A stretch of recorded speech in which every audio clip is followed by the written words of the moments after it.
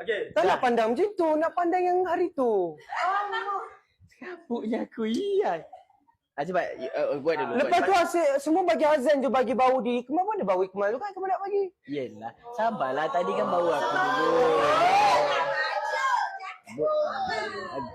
Bagi lagi tahu. Kata Ikmal no es azan. Tapi asyik bau dia je. Bau Ikmal tak? Orang tak dapat. Okey, bau Ikmal Ya cepatlah bau you lah cepatlah. Bau macam mana? Bau macam mana? Nak bau yang macam tak nak lelaki sangat sebab Ikmal suka macam bau-bau perempuan punya. Oh, Ikmal minat yang perempuan-perempuan. Okey. Kenapa Ikmal tak cakap? Dah semua sibuk ni most wanted ni. Ikmal kalau kata macam ni bau apa? Ya bagilah Tian aku nak niaga aku punya. Tak apa.